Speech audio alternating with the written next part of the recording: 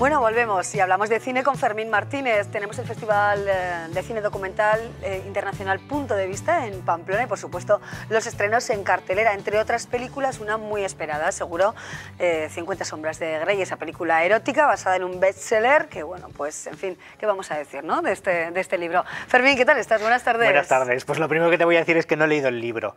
Entonces, que no he hecho los deberes, la verdad. ¿Seguro? Me ha costado un poco. ¿Estás diciendo la verdad? Me ha costado un poco, de verdad te lo digo. Sí, no me escondo, no soy de los que se pone el libro con la tapa. Lo paso, lo leyó casi todo el mundo. No, mira que yo leo cosas dudosas, pero bueno, por ahí no. He leído hasta el Código Da Vinci, he leído cosas, pero la verdad 50 sombras de Grey ahí me costó un poco más. Sí, bueno, pues ahora tenemos película, ¿no? Bueno, después de muchos avatares. Claro, voy a hacer como hacen los chavales, ¿no? Y las chavalas, no he leído el libro, he visto la película, ¿no?, para hacer el trabajo, pues habrá que ver la película. Bueno, es un poco la película del año, la gran película o el gran estrenazo, o esa película con la que los empresarios del cine que tanto se quejaban el otro día en los Goya, pues es la típica película con la que hacen así, dicen, bueno, vamos a salvar el año, porque es una película que ha vendido ya 137.000 entradas en preventa sin estrenarse todavía la película. Tenemos el tráiler, creo que podemos verlo, ¿no? Muy bien. Lo vemos, vamos a ver el tráiler y luego lo comentamos.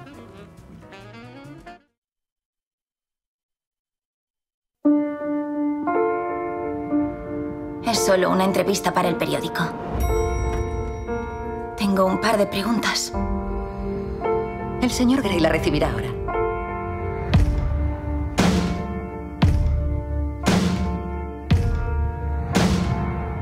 ¿Cómo era? Era educado, intenso, elegante, muy intimidante. ¿Qué intereses tiene aparte del trabajo? ¿Y usted? Quisiera saber más de usted. No hay mucho que saber sobre mí. Míreme. Lo hago.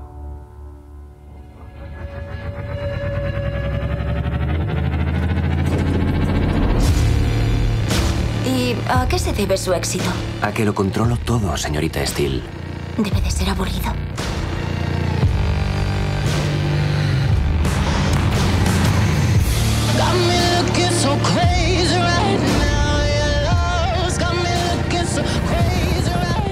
Soy incapaz de dejarte sola. No lo hagas. Tuve un comienzo duro en la vida. Deberías alejarte de mí.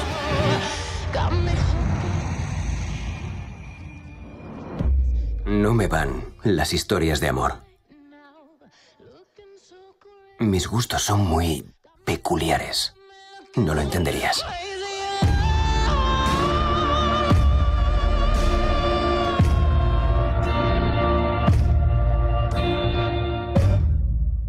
Explícamelo.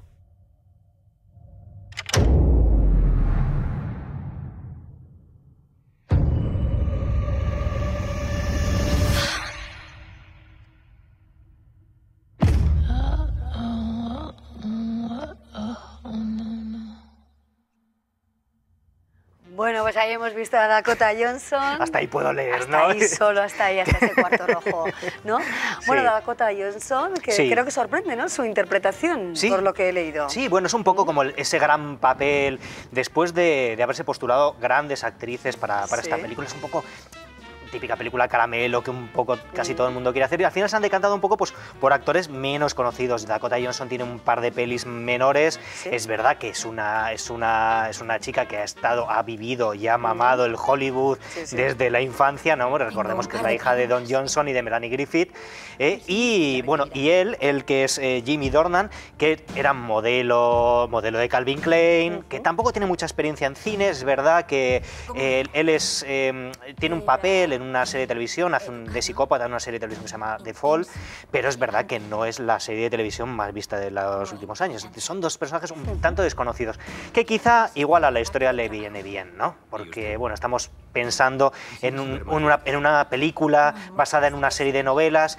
Una serie de novelas que, bueno, las ha leído muchísima gente. Recordar que en un origen era una historia inspirada o una especie de homenaje a la saga Crepúsculo, que acabó deviniendo en un romance un poco pues con látigos de por medio, ¿no? Sí, sí. Prohibida, ¿no? Por ejemplo, en Malasia y en Indonesia está prohibida la película. Sí, bueno, es verdad que ya sabes que en Estados Unidos también son un poquito cuidadosos, hay quien dice cuidadosos, hay quien dice pacatos, y bueno, la película lo que ha intentado es bordear sin llegar a esa calificación en F-17 famosa en Estados Unidos, porque es una especie, un equivalente a lo que vendría a ser aquí una X, ¿no?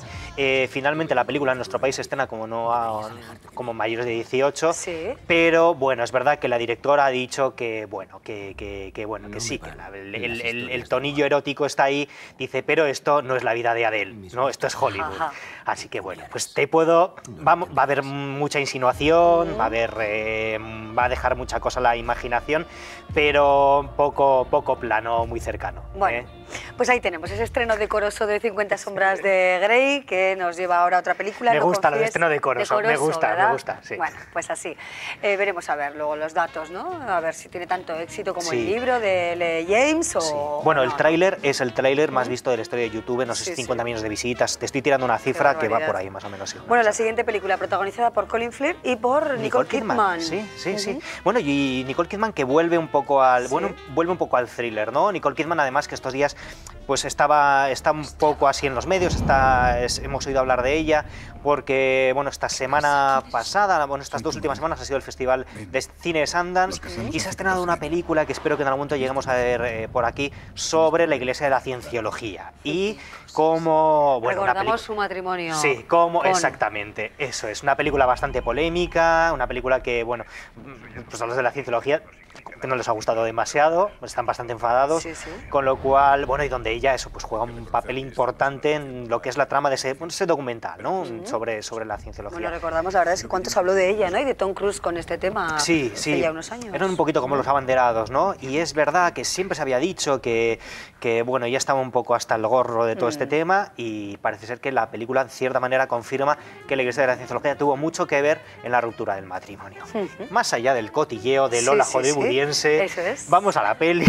Exacto. Un thriller dirigida por Rowan Joffé, que viene a ser el hijo de Roland Joffé, el famoso director de Los Gritos del Silencio, de La Misión y de su última película que, bueno, no tuvo mucho éxito, que se llamaba Encontrarás dragones. Y, bueno, un director casi novel, ha dirigido un par de telefilmes y una película que ni siquiera llegó a estrenarse en nuestro país, pero parece ser que el chico tiene mano porque, bueno, la han liado para hacer esta película que está basada en un gran bestseller, que sí que está además editado en nuestro país, que se llama No confíes en nadie y que la historia te va a sonar un poquito. La novela se inspiraba en el caso de un personaje a los 26 años, bueno, le detectaron una especie de epilepsia. Entonces, para curarle de esta enfermedad, le hicieron una operación de cerebro y le quitaron las partes del cerebro que se suponía que afectaban, que estaban dañadas, etcétera. ¿Qué pasó? Pues yo no sé si quitaron de más o estaba afectado o lo que sea. Lo que tuvo es un problema con la memoria reciente. Tuvo un problema de memoria reciente. Esto no sonará. Hay una peli, bueno, la gran peli de Christopher Nolan con la que se hizo famoso, que se llamaba Memento, que tú la recordarás, con Guy Pearce, que tenía ese problema con la memoria reciente. Era ese personaje que no sabía, cada 30 segundos se le borraba la memoria. Se le olvidaba. Eso es, pues un poco por aquí va. Es Nicole Kidman, también es la protagonista de la peli, que tiene un problema para recordar los sucesos recientes. Entonces, la gente que tiene este tipo de problemas, que bueno, hemos visto algunos documentales, etcétera, evidentemente tienen problemas pues un poco de paranoia, etcétera, porque ni siquiera se miran al espejo y no saben quién es la persona que está delante del espejo. Entonces, bueno, esto da como mucho juego y va a ser un argumento muy jugoso para un thriller. Sí, la historia merece la pena. Bueno, ahora un grupo de alumnos protagoniza la siguiente película, La Señal, otro de los estrenos de este fin de semana. Alumnos, creo que con un expediente brillante, que se interesan por... Un hacker. Eso es. Entonces, bueno, ahí hay un gran hacker que sospechamos, no sabemos, que es Lauren Fishburne, que hace en esta película un papel que nos recuerda muchísimo al de Morfeo de las películas de Matrix. No sé si eres muy fan de Matrix, pero yo sí. Y bueno, Morfeo era ese gran personaje que buscaba al elegido, ¿no? Bueno, pues en este caso una película que viene con galones de Sitges, yo siempre digo esto, las películas de Sitges, las que ganan algún premio en Sitges, hay que tenerlas en cuenta, porque de Sitges han venido películas muy interesantes, más allá de todo el cine gore, de todo el cine de terror cutre, etcétera, siempre hay pelis interesantes, y en los últimos años me puedo acordar, pues de, por ejemplo, de Cube, me puedo acordar de Moon, de Duncan Campbell, que era una película fantástica, más atrás, pues de Ring, más recientemente Orígenes, que se vio hace poco en cine, que era una película que la mitad estaba muy bien y la otra mitad estaba muy mal, pero que en cualquier caso era interesante. Y bueno, viene esta historia de estos estudiantes que van a buscar ese hacker y que van a ser secuestrados, van a ser desperdigados, y la historia va a arrancar con uno de estos estudiantes que va a aparecer en una habitación, no sabe dónde están sus amigos, ha sido secuestrado y no sabe nada más. Una de estas pelis con final sorpresa, por así decirlo. Bueno, pues ahí lo dejamos. La Señal es otra de las películas que se estrena este fin de semana. Brevemente, Fermín, ¿qué nos recomiendas del Festival Punto de Vista, que todavía está en marcha, ¿no? Hasta el final de la semana, hasta el sábado. Hasta el domingo. Hasta el domingo. Eso es. Bueno, 3 cosas voy a recomendar. Una, Orson Welles, el ciclo con el niño que está aquí, etcétera, que se han llenado todas las sesiones y se ha hecho una sesión extra el domingo a las 6:30, que igual la gente todavía no se ha enterado. Hay una sesión más todavía con entradas. El ciclo de Otar Yosseliani, ese gran director georgiano que va a estar en Pamplona. Va a estar aquí, eso es, va a hacer una masterclass, etcétera, etcétera. Y bueno, las pelis de esta tarde, que yo las pude ver ayer a la mañana y son 2 grandes pelis, Our Terrible Country y Letters to Marx. Los aficionados al documental tienen una tarde de lujo. Lujo. Pues adelante, si hay entradas, 3 euros cuestan las entradas. Más barato no puede ser. Exacto. Fermín, gracias. A vosotros. ¿Qué te parece? ¿Nos vamos ahora de paseo por algún pueblo que nos acerca Paula Fernández en Tiramillas? Me apetece. A ver dónde nos lleva, ¿eh? Paula, adelante, cuéntanos, ¿dónde va el Tiramillas? Hola, ¿qué tal? El reto de esta semana del equipo de Tiramillas es visitar la localidad de Zirauki, que aparece en las guías del Camino de Santiago como una de las villas más bonitas pero menos visitadas de toda Navarra. Este es un adelanto del programa de hoy. Bueno, pues este es Zirauki, donde yo vivo, y la verdad es un pueblo que tiene mucho encanto, con su trazado medieval, sus calles estrechas y todas trazadas en círculos sobre la iglesia. Entonces es una villa muy antigua y anterior a los romanos. Por aquí pasa la calzada con su puente romano y bueno, se bifurca la calzada y una va para Galicia y otra para Roncesvalles. Zirauki es uno de los pueblos más bonitos del Camino de Santiago y menos divulgado de Navarra. Eso lo dicen los peregrinos y todo el que viene a Zirauki. No lo digo yo, ¿eh? Lo dice la guía del Camino de Santiago. La ganadería en Zirauki ha tenido mucha importancia y prueba de ello es la cantidad de vestigios y ruinas de corrales que existen por el campo. Yo soy de Ochagavía y mi abuelo y mi padre siempre alquilaron las corralizas en este pueblo. Zirauki era fundamentalmente, a un 95%, siendo generosos, carlista, del bando carlista. Pero La Palma, sin embargo, en un pueblo tan carlista se la lleva a un liberal, paradójicamente, que es el llamado Cojo de Zirauki. ¡Ay! Yo he oído hablar del Cojo de Zirauki. Él se llamaba Tirso Lacalle, nació aquí en Zirauki en el año 1845. Y es un hombre un tanto extraño y que despierta filias y fobias, según qué escritores escriban o según qué gente hable de la guerra carlista. Lo cierto es que era un hombre al que siempre le gustó, por lo que se ve en la documentación, siempre le gustó mandar y siempre le gustó el dinero. ¿No sabes el lema de Zirauki? No. Pues mira, el cartel que hay aquí. ¿Qué cartel? Este. Quien a Zirauki vino y no probó el vino, ¿a qué coño vino? Pues tienes toda la razón del mundo. ¡Hala! Sírvete una copita. Muy bien. De vino, para que lo probemos. Un poco de claro. Vale. Y aquí jugamos a la semana. ¿Ya sabéis lo que es la semana? Lunes, martes, miércoles y el jueves será así. Ya no. O sea, lunes, martes, miércoles... Toma, si estás más ágil que yo. A ver, venga, va. 1, 2, 3, 4, miércoles. 5, y esto jueves. Jueves, y otra vez volvías atrás. Así. Eso es la semana. Y creo que eras muy buena actriz. Mucho. Eso dicen, ¿eh? Que se meaban de risa conmigo. ¿Qué? ¿Por qué no me cantas algo? Anda. Ay, chica, ¿qué quieres que te cante? A ver. Sí, algo que se te ocurra, si tenías muy buena voz. Más que a nada en este mundo A una madre hay que querer. Ahí tenemos, bueno, pues con esa J Navarra, ¿no? Una madre hay que querer. Paula, muchísimas gracias, estaremos muy pendientes del tiramillas. Ahora vamos a hablar de literatura con Santiago Posteguillo, que es profesor de literatura, un profesor además que atrapa, que capta la atención de sus alumnos casi como nadie. La sangre en los libros, ese es el título que nos trae. Santiago, ¿qué tal estás? Bienvenido, muy buenas tardes. Encantado de estar con Gracias vosotros. por acompañarnos, un placer, la verdad. Bueno, nos han contado que eres un profesor que realmente tiene un gran éxito en las aulas, ¿no? Que consigues atrapar a tus alumnos. ¿Cómo lo consigues, Santiago? Bueno, son ya 23 años intentando, desde a veces lo misterioso, lo anecdótico, acercar a la gran literatura, la literatura de los clásicos a los jóvenes, ¿no?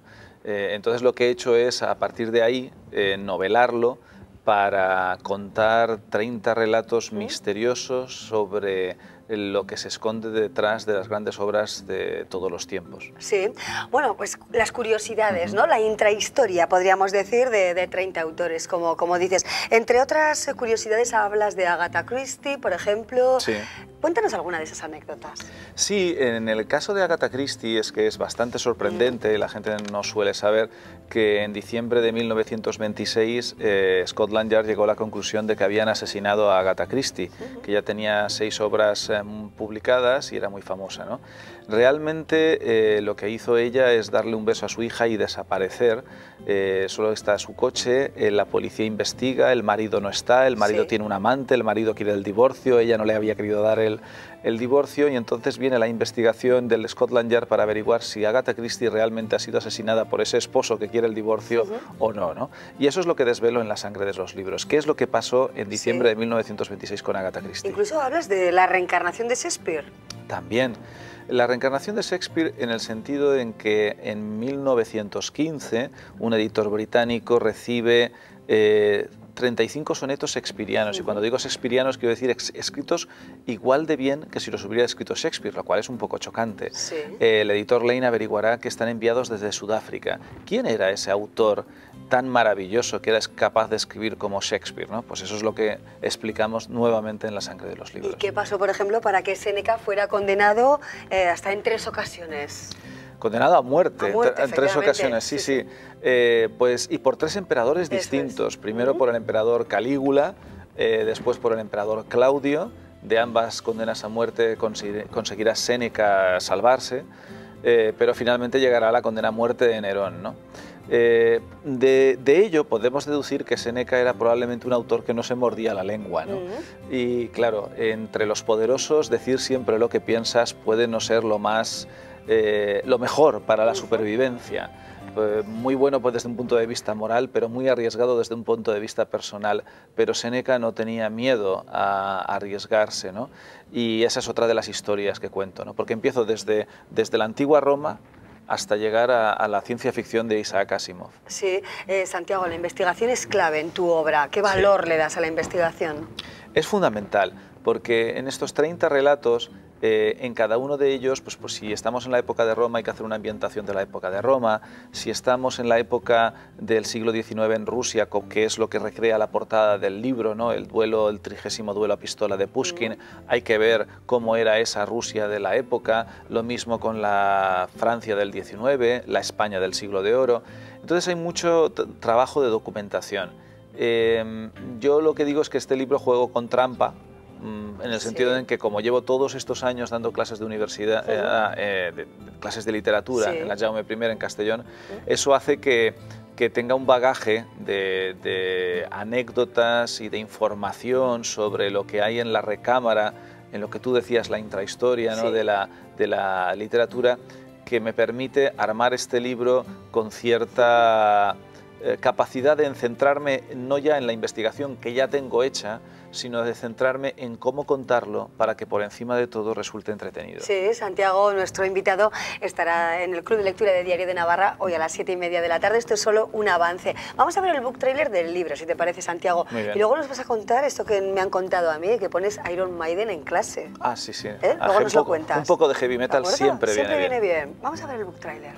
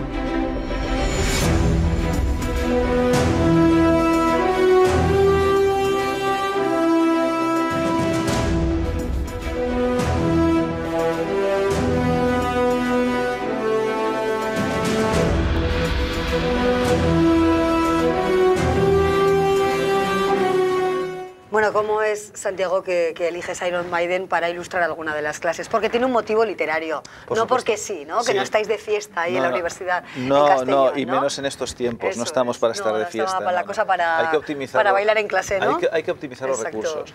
Pero sí que tiene sentido entrar en un aula donde quieres hablar del romanticismo y de la poesía romántica, apagar las luces y poner una versión de 15 minutos de una canción de Iron Maiden que se llama, ¿no?, The Rime of the Ancient Mariner, ¿no?, que es la rima, digamos, o la poesía sobre el antiguo marinero, que no es sino que el trasunto en música heavy de un gran poema de Coleridge, que es uno de los padres del romanticismo británico.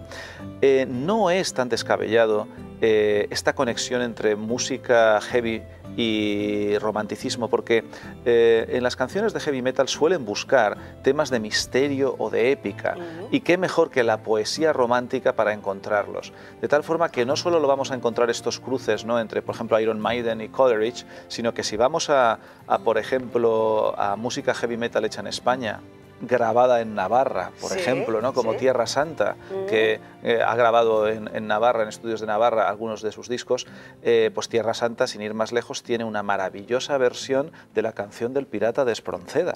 De tal forma que esta conexión existe, ¿no? Evidentemente yo utilizo estas conexiones que son, digamos, chocantes o llamativas para hablar de lo que para mí me interesa, que es esa poesía, ¿no? Si una vez tengo que utilizar el heavy metal, pues lo utilizo. Si otra vez tengo que utilizar un asesinato, pues lo utilizo.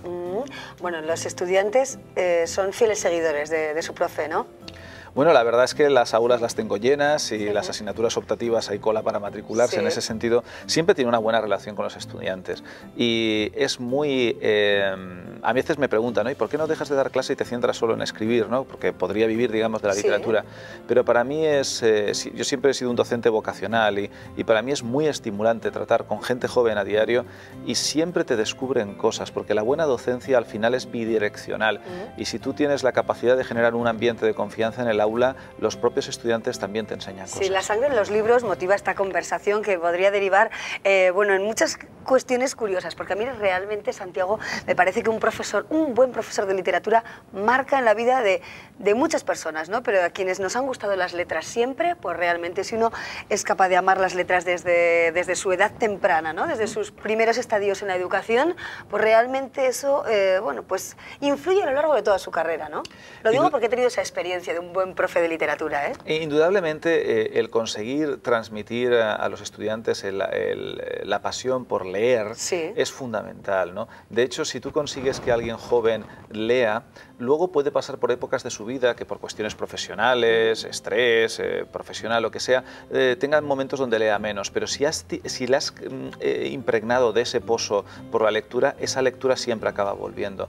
Lo más bonito que me ha dicho a mí alguien por correo electrónico, por ejemplo, en mi página web, fue un chaval de 15 años que me dijo lo siguiente, en un correo electrónico muy breve: tengo 15 años, odiaba leer, desde que leí sus libros, leo un montón.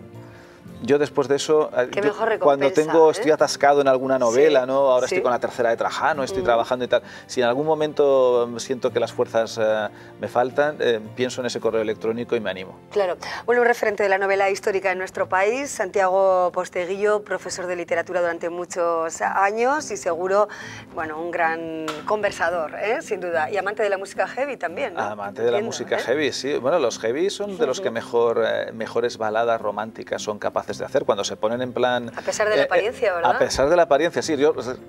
Las baladas son para escucharlas, no para verlos a ellos. Si los ves igual, ya ahí te entra un contrapunto, un contraste distinto, sí. Que esconden, ¿verdad? Bueno, pues que se basan, ¿no?, algunas canciones de música heavy metal, pues en poemas del siglo XVIII y XIX. Santiago, un placer haberte conocido. Muchas gracias. Encantado de estar aquí contigo. Que sea un éxito la conversación luego con los lectores, ¿de acuerdo? Muchas gracias. Gracias. Bueno, nosotros seguimos adelante. Nos escucha atentamente desde el plató de informativos nuestro compañero Ricardo Beitia. ¿Qué tal, Ricardo? Buenas tardes. ¿Qué tal, Amaya? ¿Cómo estás? Muy buenas tardes. El exalcalde de Hues, José Choandía, absuelto de los delitos de prevaricación y malversación por los que fue juzgado en el caso de la compra de preferentes con dinero del ayuntamiento que él mismo dirigió. La sentencia considera que no se ha acreditado que destinase caudales públicos a usos ajenos a su función ni que desviara esos caudales de su destino ni que realizara un uso indebido del dinero. La sentencia absuelve al exalcalde, aunque puede ser recurrida, le costó el puesto y el carnet de su entonces partido UPN.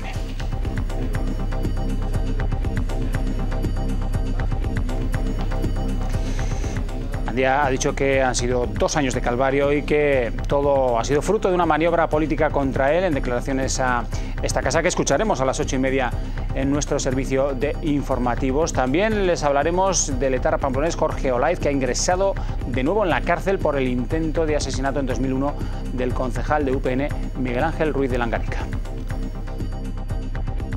Descanso no, ¿por qué? Descanso en absoluto, porque esto es lo que tenía que haber sido hace tiempo, ¿no? Han pasado 2 días de la muerte del menor de Tafalla, Roberto Requena, tras una pelea cuando salía en defensa de una chica. Más de 6.000 firmas se han recogido hasta el mediodía vía online solicitando justicia. La autopsia ha revelado que falleció horas después de haber sufrido un fuerte golpe contra el suelo. Y los trabajadores de Faurecia en Burrada conocen en asamblea los detalles de la reunión de ayer con el gobierno, que se comprometió a mediar con la multinacional. De momento, mañana inician una huelga indefinida. El comité de empresa de AENA en el aeropuerto de Noain critica en el Parlamento la privatización de la empresa. Denuncian la reducción paulatina de la plantilla y la merma en la seguridad.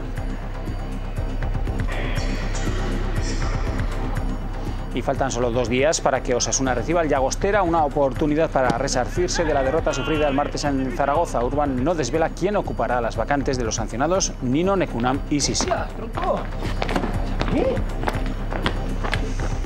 De todo ello hablaremos, como decimos, a las 8:30 en la segunda edición de las noticias. Nada más, Amaya, que pases una feliz tarde.